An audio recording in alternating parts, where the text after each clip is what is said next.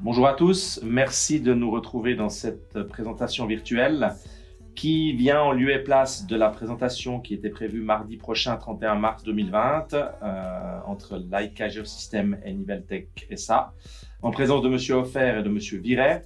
Bien évidemment, au vu de la situation sanitaire actuelle, celle-ci ne peut pas se tenir et sera renvoyée à une date ultérieure. Afin de vous mettre d'une certaine façon un petit peu l'eau à la bouche, nous allons vous présenter, une fois de plus virtuellement, les différences et l'évolution entre la série Builder 300, 500 et la nouvelle série ICB 50-70 ici présente.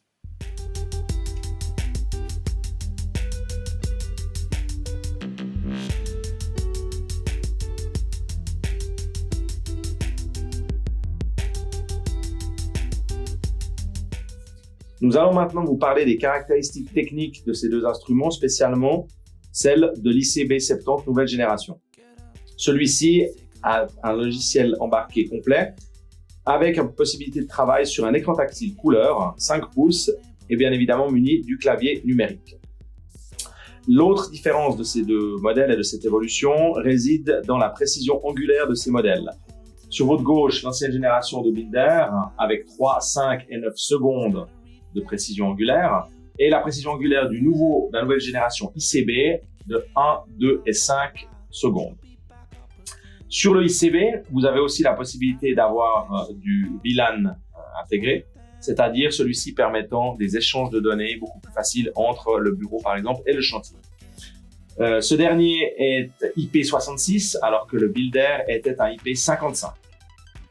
Dans les deux cas, toujours avec le ICB 70 qui nous intéresse le plus, au niveau du travail, vous pouvez travailler autant en mode laser qu'en mode infrarouge, c'est-à-dire en mode laser sur cible ou directement sur dalle ou sur béton, alors que le système infrarouge nous permet de travailler sur prisme. Et qui dit prisme dit tout type de prisme que l'on peut trouver sur les chantiers.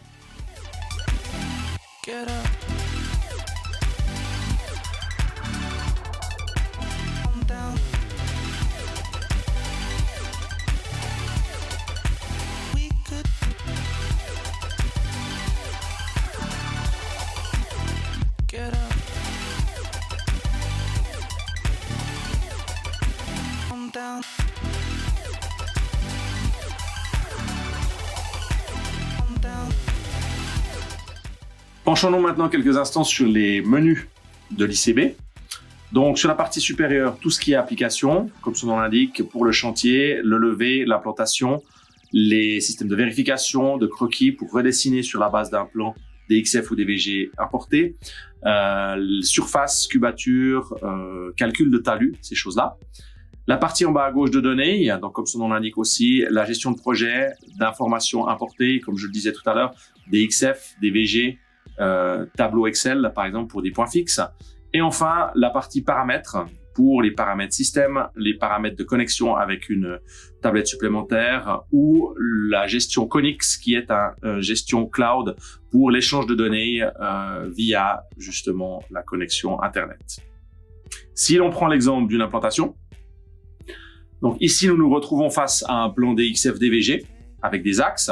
Vous avez bien sûr tout le détail que vous pouvez trouver sur des cages d'escalier, des murs, des choses comme ça. Ce plan-là n'a pas d'altimétrie, donc on voit qu'on peut gérer la 3D directement à l'affichage. Par contre, l'instrument ne nous permet pas d'implanter des axes, mais ne nous permet pas d'implanter directement des intersections d'axes. Pour ce faire, il nous faut afficher les points d'intersection qui vont être gérés directement par le logiciel. Voici l'application que l'on peut voir à l'écran. Et par rapport à cela, ça fait des plans DXF plus chargés, mais nous pouvons, si l'on veut par exemple zoomer sur une partie, s'il est possible de zoomer sur une partie plus précise, voilà, comme un mur, nous avons tous les points visibles et sélectionnables et possibles à l'implantation. Voilà, comme ceci. Sur cette base-là, et pour la partie qui est très à la mode de nos jours, c'est-à-dire le BIM, nous avons la possibilité d'importer bien évidemment des fichiers IFC, comme nous allons le voir maintenant. Voilà, donc on a déjà la différence au niveau de la visualisation. comme ceci. Et ce fichier IFC, nous l'avons ici et il est bien évidemment possible de faire des couches et tout ce qui va, mais nous ne rentrerons pas directement dans les détails maintenant. Encore une chose, sur la partie supérieure en mode implantation, vous avez les petits onglets dans la bande bleue, le mode de mesure, le pointeur laser que l'on peut activer et désactiver, la nivelle si l'instrument venait à être débulé, et sur la partie droite, la gestion, comme on l'a dit en préambule, des types de prismes, donc laser ou infrarouge. Les types de prismes, si on l'ouvre, on voit les différents types de prismes qui sont déjà proposés, voilà, comme ceci. Et enfin, pour finir, la hauteur de prisme, bien évidemment, qui doit correspondre entre la canne et votre programme. Tour d'horizon des boîtes et de leurs instruments à l'intérieur. Donc, chaque instrument, comme vous pouvez le voir ici, est dans la même boîte. Donc, la boîte n'a pas forcément vraiment évolué. Et surtout, vous retrouvez exactement le même type d'accessoires, donc accessoires connus.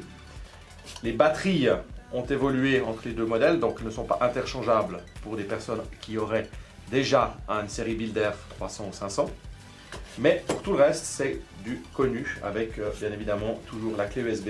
On trouve ici le chargeur, les protections, les modes d'emploi et juste un petit peu l'ergonomie de la boîte qui a changé.